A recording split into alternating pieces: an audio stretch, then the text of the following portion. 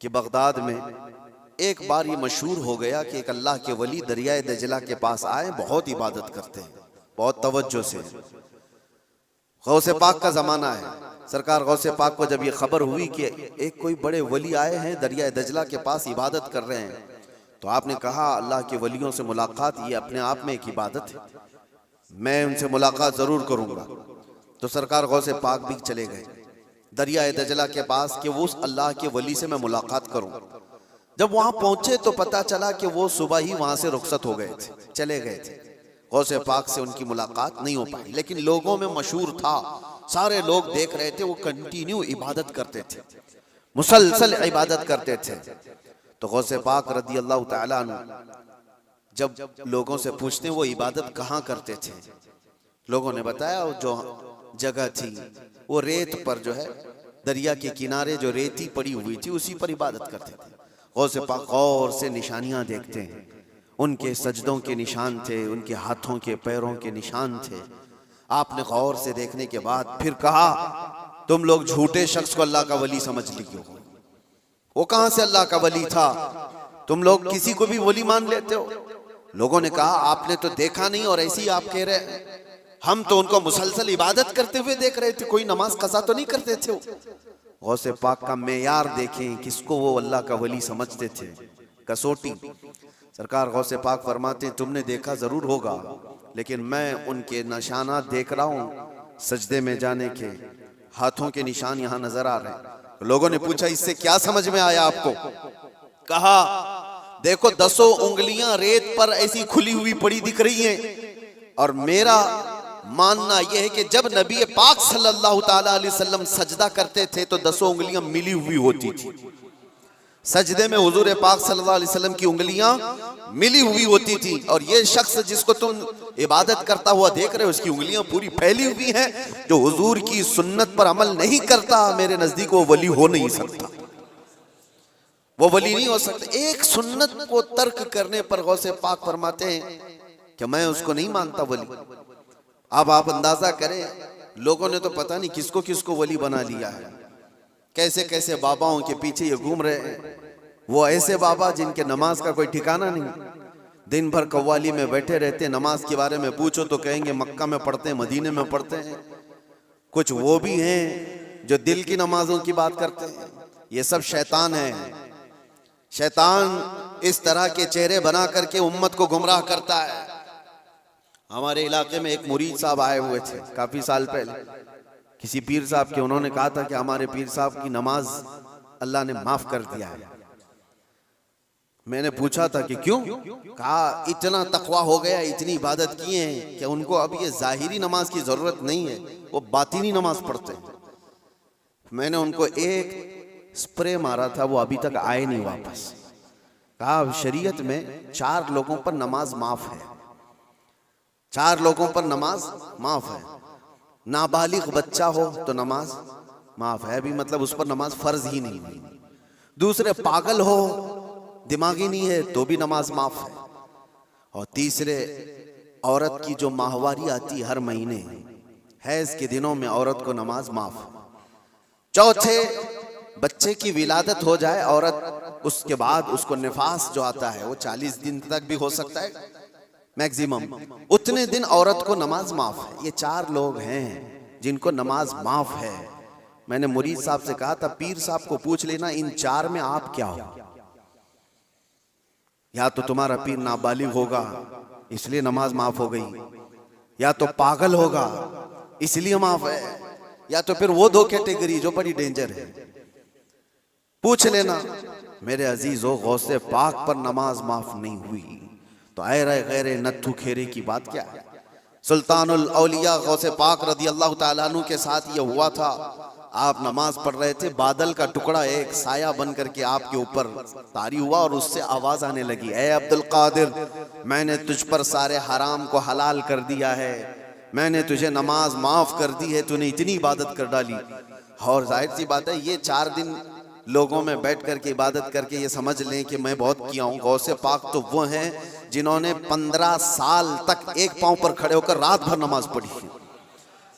और तकरीबन 40 साल उनकी इबादत के ऐसे गुजरे हैं कि एक अंगूर के दाने से सहरी करते थे और आधे गिलास पानी से इफ्तारी कर लिया करते थे।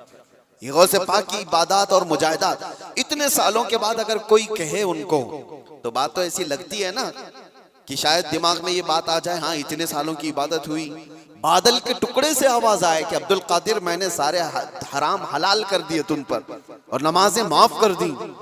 लेकिन वो ऐसे वैसे लोगों की सोहबत पाए हुए और मौसमी तरीकों के वली नहीं थे।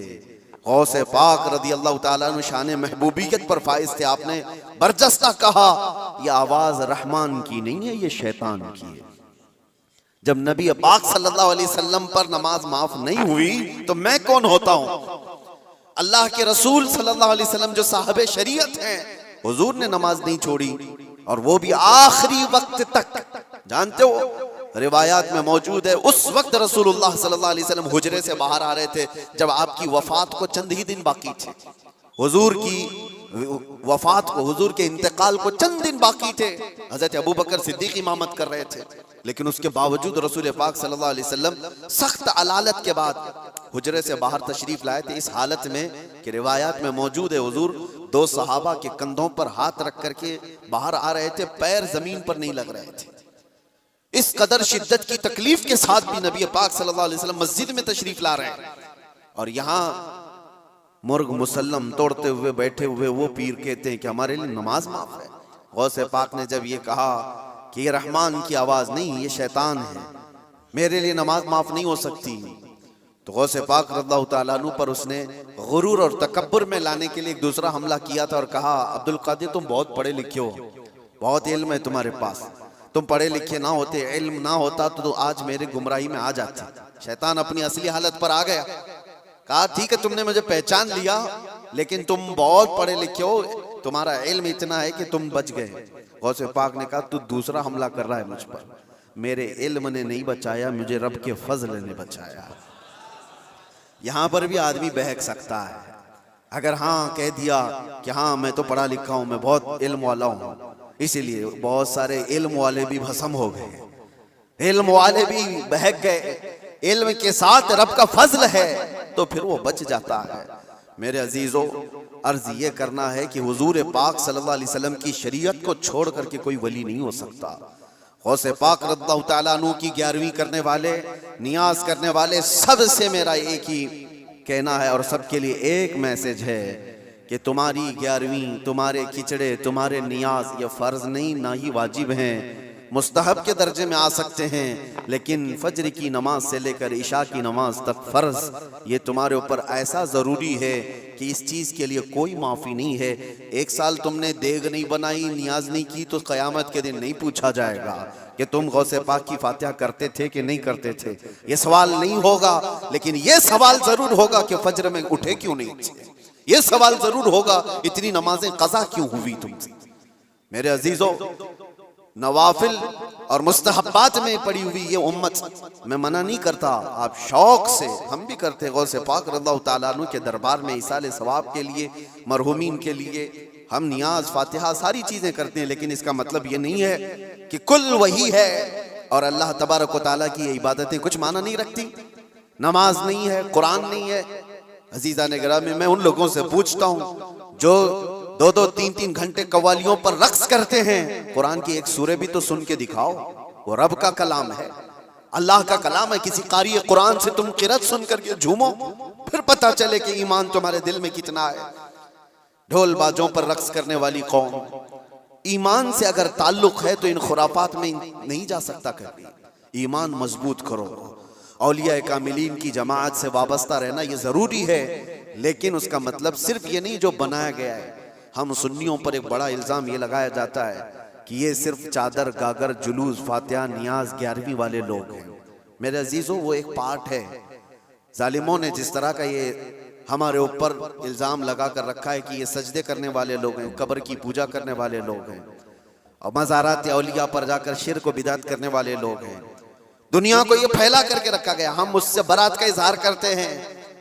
हम सुन्नी मजार को सजदा तो छोड़ो, हम रसूल को भी सजदा नहीं करते। सजदा सिर्फ और सिर्फ अल्लाह वहदहु ला शरीक के लिए है, इबादत सिर्फ अल्लाह रब्बुल इज्जत के लिए है। सजदा तो दूर की बात, झुकना भी जायज नहीं है, झुकना भी जायज नहीं। हम इस अकीदे के हामिल हैं अल्हम्दुलिल्लाह, मज़ारात पर जाते हैं तो शिर्क व बिदअत के लिए नहीं, मेरे मुस्तफ़ा के फरमान पर जाते हैं, हुज़ूर पाक सल्लल्लाहु अलैहि वसल्लम के फरमान की बुनियाद पर जाते हैं। और रही बात औलिया कामिलीन के मज़ारात पर जाकर दुआ करना, ये कुरान से हम अख़ज़ करते हैं कि सैयदना ज़करिया अलैहिस्सलाम, ज़करिया अलैहिस्सलाम अल्लाह के नबी हैं। पता है बैतुल मुक़द्दस के इमाम, कुरान में है 3 पारे में सूरह आले इमरान, आप पढ़ करके देखना। उनको औलाद नहीं थी, 90 साल की करीब उम्र हो गई थी, लेकिन उसी वक्त बैतुल मुक़द्दस में हज़रत बीबी मरियम को लाया गया था। हज़रत बीबी मरियम का भी मामला ऐसा है, उनकी वालदा मन्नत करी थी, उनके वालिद इमरान, उनकी वालदा हन्ना, उनको भी औलाद नहीं थी, उन्होंने मन्नत की थी कि अल्लाह अगर हमको तू बेटा दे तो हम बैतुल मुक़द्दस की खिदमत में वक्फ करेंगे। बेटा नहीं हुआ, बेटी हुई। मन्नत के मुताबिक उन्होंने अपनी बेटी का नाम मरियम रखा और ला करके बैतुल मुक़द्दस में वक्फ कर दिया बचपन में। तो किसको दिया जाएगा? जो बैतुल मुक़द्दस के इमाम थे, मुतवल्ली थे, हज़रत ज़करिया अलैहिस्सलाम, उनके हाथ में दिया गया कि बच्ची वक्फ है। हज़रत ज़करिया अलैहिस्सलाम ने कबूल किया और एक मेहराब में बच्ची को रखते थे। कुरान में ये जिक्र है, मैं बता रहा हूँ आपको। और हज़रत ज़करिया अलैहिस्सलाम कहते हैं, कुल्लमा दखल अलैहा ज़करिया अल-मिहराब वजद इंदहा रिज़्क़ा क़ालत या मरियम अन्ना लकी हाज़ा क़ालत हुवा मिन इंदिल्लाह इन्नल्लाह यरज़ुक़ु मन यशाअ बिग़ैरि हिसाब। जब हज़रत ज़करिया अलैहिस्सलाम मेहराब मरियम में जाते तो कहते हैं किस्म किस्म के फल वहां पर रखे हुए पाते थे। तो हज़रत ज़करिया पूछते, मरियम ये सब तेरे पास कहाँ से आता है? हज़रत मरियम कहती है सब अल्लाह की तरफ से है, अल्लाह जिसे चाहे बेहिसाब रिज़्क़ देता है।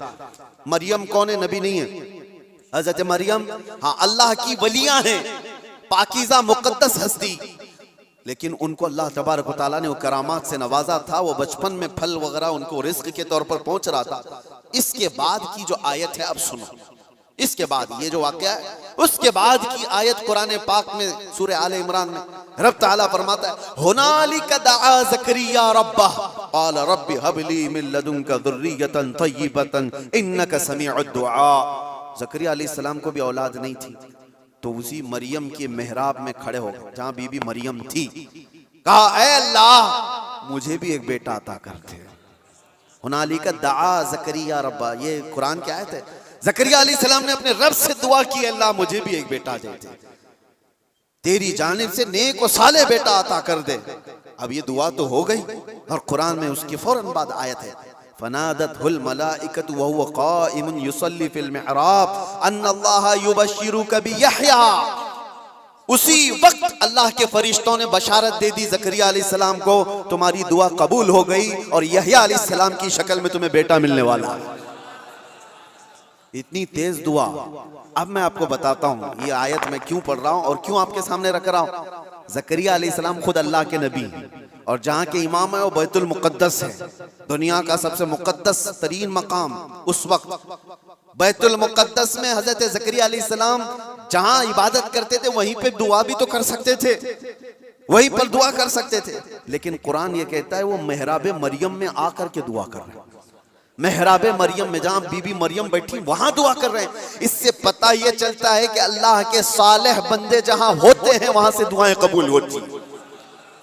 पता चला जहां नेक और सालेह अल्लाह के वली रहा करते हैं वहां से जब नबी की दुआ कबूल होती है तो फिर उम्मती की क्यों नहीं कबूल होती। और फौरन दुआ कबूल हुई और बेटा भी मिला। अब ये लोग कहते हैं गरीब नवाज के यहाँ जाते हैं तो क्या बेटा मिलता है? बेटी मिलती है, औलाद मांगने जाते हैं। जालिमो तुम्हें पता नहीं ज़करिया अलैहिस्सलाम बीबी मरियम के पास खड़े होकर बेटा मांगे थे तो बेटा नबी की शक्ल में मिला था। हाँ ये नहीं है कि वो बीबी मरियम से मांग रहे थे, वो अल्लाह से मांग रहे थे, लेकिन जगह कौन सी है, जगह का भी असर होता है। हाँ एक बात मैं आपको बता दूं कि जगह का अगर असर नहीं